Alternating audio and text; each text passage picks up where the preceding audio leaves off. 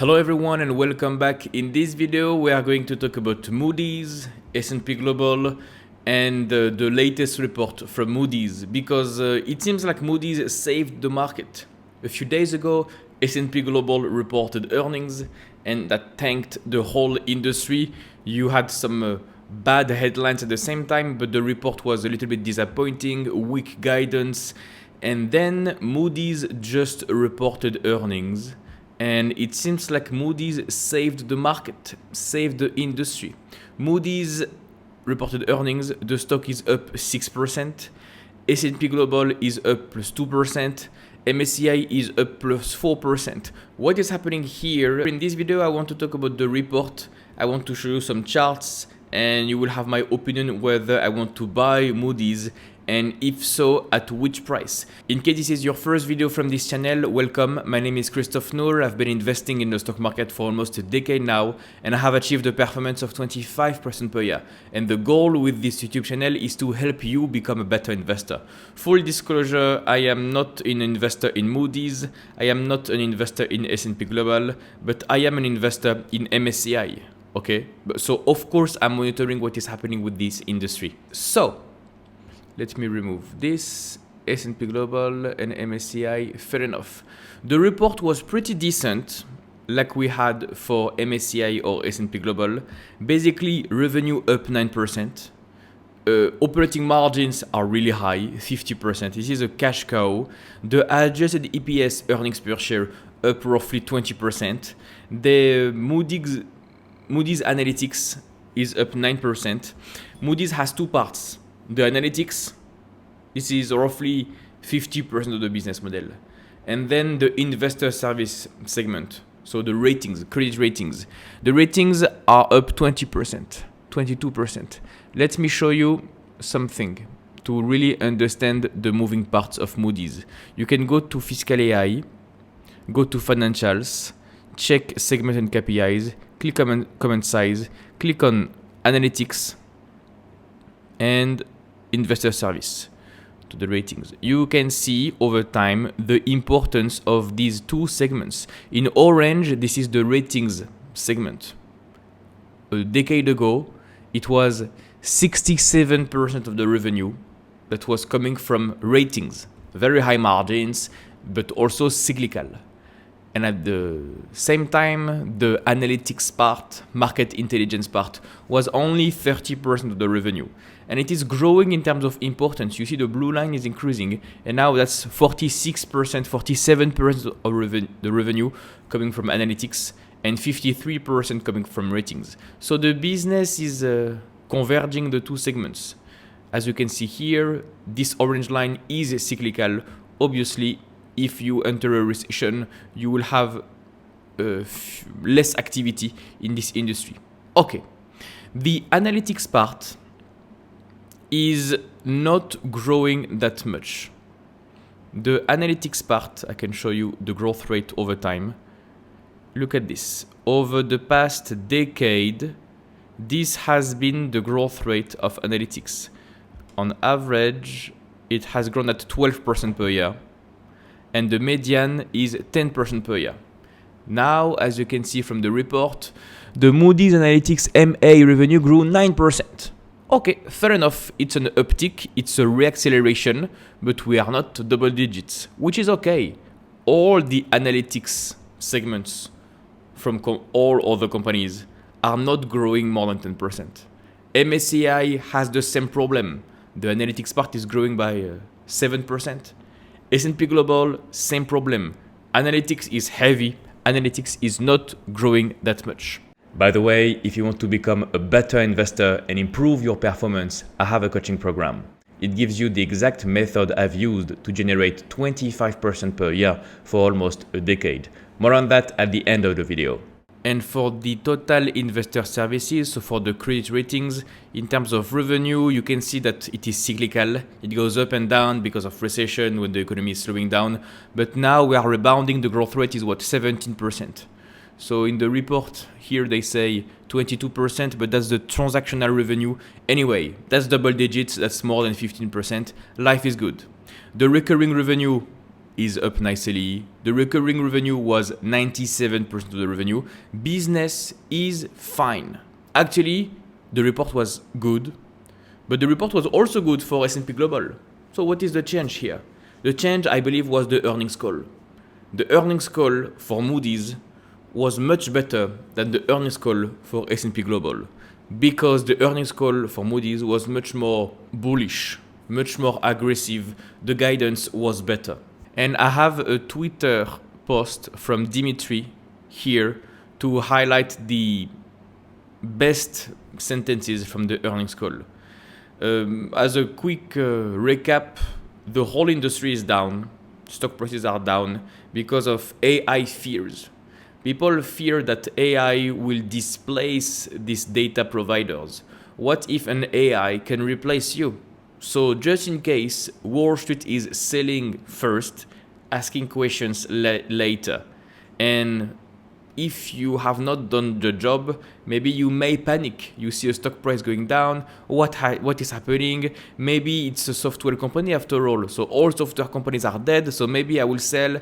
You had weak hands that panicked and sold immediately. I'm saying weak hands because the crash was so short in duration, so fast, that it's not people thinking about selling actually. It's people panicking, weak hands panicking. You're not sure, you just sell the position, it's a small part of your portfolio, you sell, that's it. Same thing for S&P Global. Exactly the same thing. The crash was so fast, people didn't have enough information to make up their own mind. You just sell first, ask questions later. And we learned with these reports that actually they may survive. Actually, S&P Global and Moody's may survive. And there is a great video I want to show you.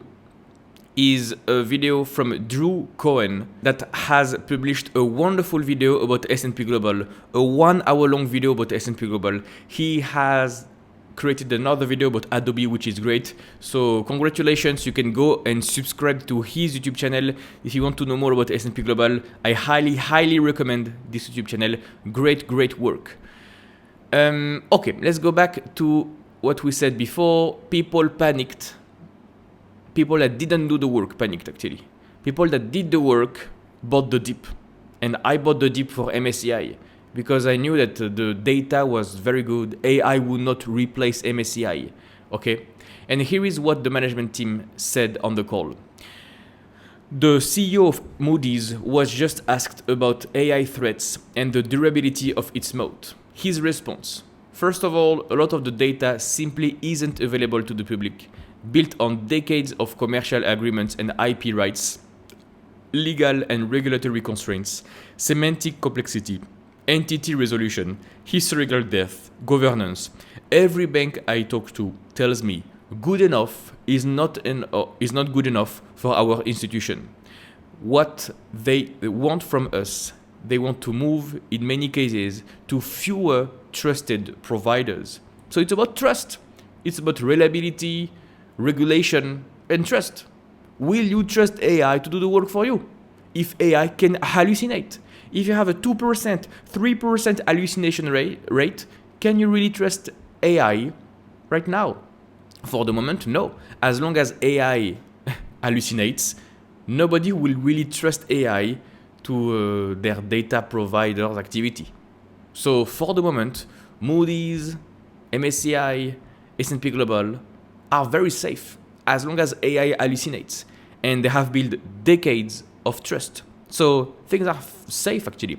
We've never had seat-based licenses, thinking as we speak and trading different pricing models to be able to capture some of that upside. So they mentioned some specific things on the call. One, the guidance. Guidance was a little bit better than what we had for S&P Global. First of all, the guidance was less conservative.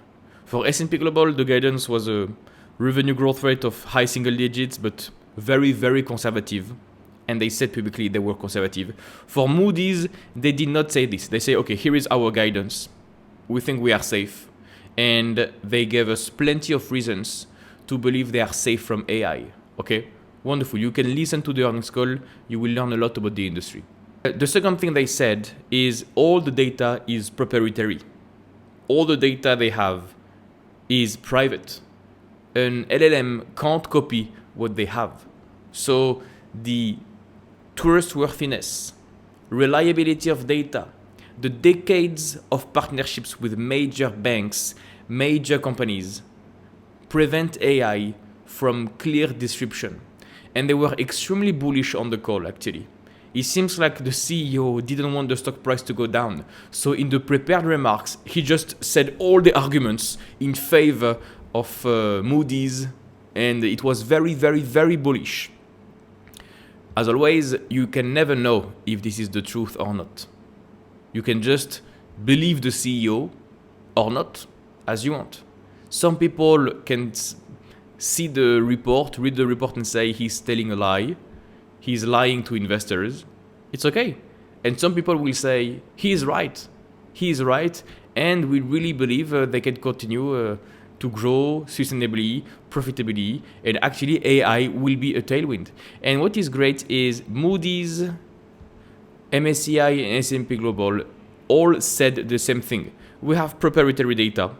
AI will improve our efficiency because we will need fewer employees. So costs are going down, revenue is going up, it will have operational leverage, and we will reward shareholders with huge buybacks. They are all saying the same thing. So the slides are pretty good, pretty boring, but it works. And actually, if you look at the valuation, maybe Moody's is getting enticing. And now I want to talk about specific things. Moody's, if you look at the fundamentals of the business, is great. Margins are very high. Look at this. Gross margin 70%, operating margins 40%. The revenue is up and to the right, net income up and to the right. They have some debt, but that's okay. Free cash flow up and to the right, and they are rewarding shareholders with nice buybacks. So maybe I can buy Moody's. It's a pretty good question. Why wouldn't I buy Moody's after all?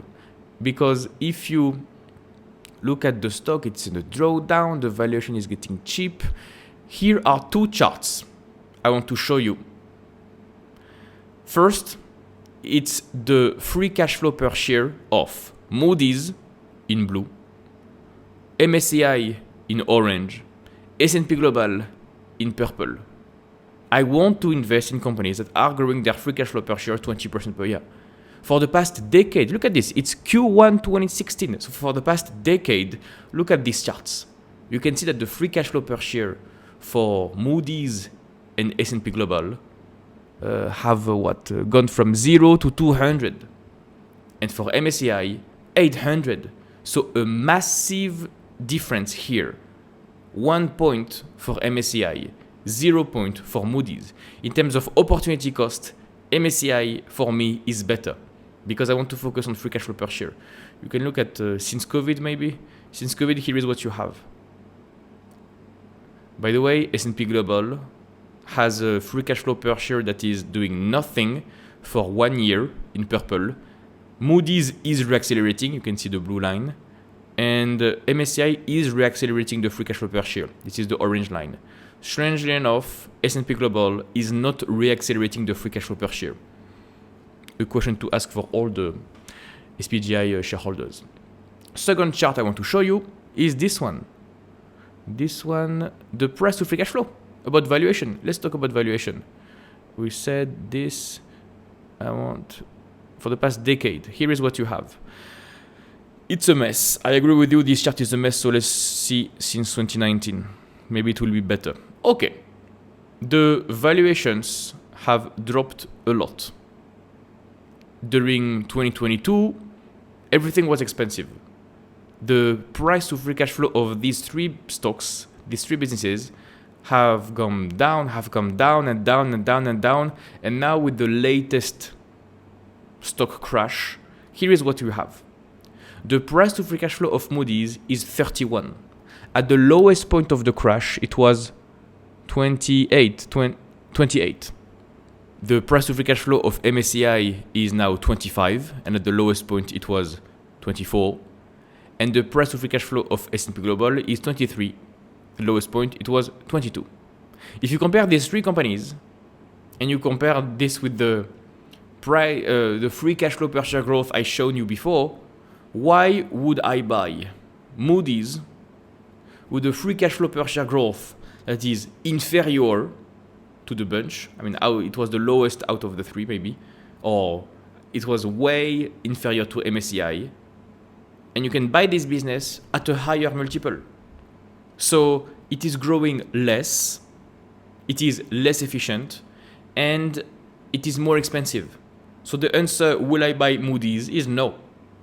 I prefer MSCI all the way. And I released the video very recently, the difference between S&P Global and MSCI. You can go and watch this video on my channel. But yeah, very interesting to see what is happening. It seems like the report was so good, the guidance was so good, the tone of the management was so good that people are relieved now.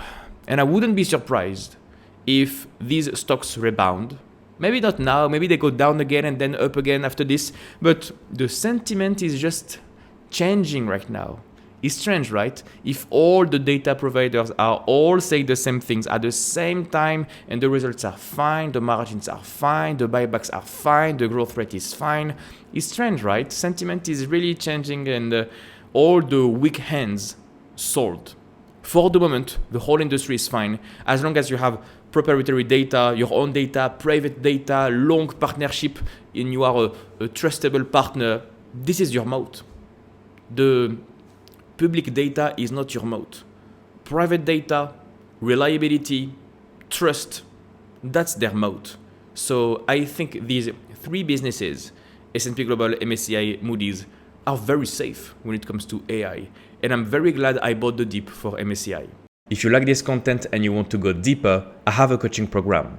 In this program, you will learn my strategy to generate 25% annual returns. You will learn how to find winning opportunities. You will learn how to properly value any stock, when to buy, when to sell, so that you can build a strong portfolio filled with great companies. Additionally, inside this coaching program, you will have access to an exclusive community of like-minded investors, and also you will have my personalized guidance to reach your investing goals. Click the first link in the description to get more information. You will get a video that explains how everything works completely for free. No need for your email address, just click the link in the description and I'll see you on the other side.